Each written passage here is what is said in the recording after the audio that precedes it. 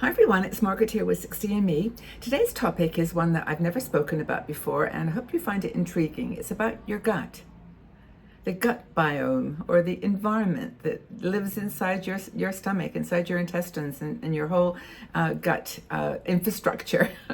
And the reason I want to chat about it is it's just so important. There's been a lot of research recently about this, about how the health of your gut influences your entire infrastructure, your body, your brain, your body, your muscles, every part of your overall physical health is influenced by the gut.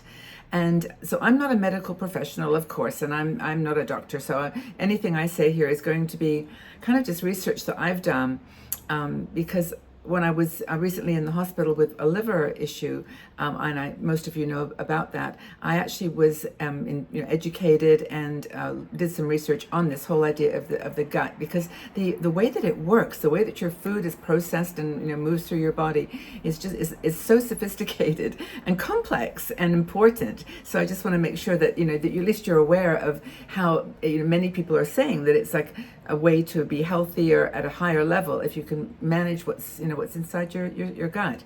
And I say gut rather than stomach because it's just so much more than that. So the gut microbiome, or the biome, is a community of trillions of little tiny microorgans that live inside your digestive system. Now, when I say trillions, that's such a big word, right? But there are in your body right now literally trillions of microorganisms in your digestive system. It's mind-boggling. But these microorganisms are not like little creatures that are in there. They're just like elements and cells that are creating an environment and an infrastructure in your digestive system. So there's friendly microbes and there's not so friendly microbes living in your digestive system. And guess where they come from? Well, they come from your food, from what you eat. That's how you live. That's what you put into your body. And this whole idea of how your stomach and your gut supports your immune system, which is of course the heart of infection, where infections come from, which are the causes of so many illnesses.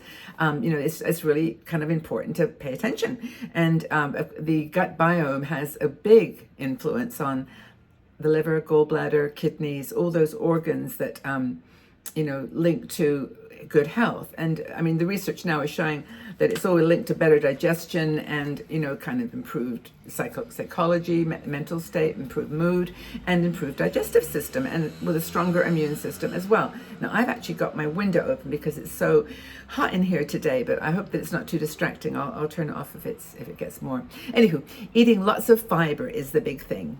I mean, these are some of the things you can do to give your immune system a boost and to basically, stay healthy and strong. Plenty of fiber, veggies, whole grains. You know the drill. You know the story of what needs to go into your stomach that's good eating, fibrous food. And if you need to supplement, you've got lots of products that you can use now to supplement. But if you're eating good vegetables and good foods, you don't need too many supplements. You can do this with the foods that you eat. Another thing, of course, that they talk about in the research is to diversify your gut, your diet. So to basically not be, putting into your food diet, into your stomach, the same thing every single day, to diversify with different fruits, with different plants. And I think they say you should have 20 different vegetables and fruits a week, you just have to mix it up. Now, I was failing at that because I have some things that I always was eating. And I think that you don't get enough diversity in that microbiome that is, it's important. So diversify your diet. Next thing is to stay hydrated. Super important. Now we talk about 8 bottles or 8 glasses of water, whatever. Just drink a lot of water, whatever your body is asking for. Pay attention to your body when you feel a little bit dehydrated. And, drink, you can have tea, of course. Tea and coffee count as a liquid, so teas are good too, but just keep hydrated in hot weather especially. Now, the next thing is to enjoy fermented foods. Now, I've never actually got into kimchi and all these Japanese fermented foods, but apparently they're really, really great at providing probiotics for your gut biome, and they're superheroes of gut health, they say. So these have got minerals in them, and yogurt, kefir, sauerkraut, kimchi. These are all things that you can put into that category of fermented foods. So limit processed foods is the next thing. It's obvious. Eliminate white things and sugar. But just use your common sense with processed food. If you can't read or understand the names that are on the food, on the back of your foods, then you probably want to reconsider eating it, right? So that's another thing. Watch the processed food intake in your life. Very, very important. Okay, another one that's now is also important is your stress. Manage your stress. Manage it so that it's under control. Meditation, mindfulness, yoga, whatever it takes, to get your health, get your body in alignment, get your mental state and your body aligned. So managing stress with all those things. Take a walking, exercising, whatever it can take to just get you calmed down a bit. Managing your stress and that cortisol level. Your stomach really is affected by, and your gut biome is affected by that, by stress. Plenty of sleep. I was going to say that because I'm terrible with my sleep. I wake up at 4 every morning, and I'm not a good sleeper. But I get 7 hours because I go to bed quite early. But manage your sleep. Do it in a way that works for you. Not going to be the same for everybody. So just make sure that you're getting enough. 7, 8, even 9 hours sleep are really important. Another thing is to stay active. This goes without saying. There's such a lifestyle now that we're just sitting in our rooms. We're on the computer all the time. That we're actually doing things to just avoid getting out, standing up, walking around the room. And even if it's just that, do that. Get out, walk around the room a few times. But go out and for walks is the thing. That can be really, really helpful in getting your whole body back into a healthy regime. And then, of course, so much what you put into your stomach is important too. Watch out for all those fats and sugars and things that you just, you can't resist. It's hard. We're over consuming food. Intermittent fasting. I haven't got that down as a one of the 10 reasons or 10 things that it can help, but that helps your stomach to regroup and your digestive system to get a pause, not to be feeding it all the time, right? Just to eventually just eat what you need. And then I've got a final one here, which is near and dear to my own heart, since I found that there were some challenges in my life. Can you hear the bells?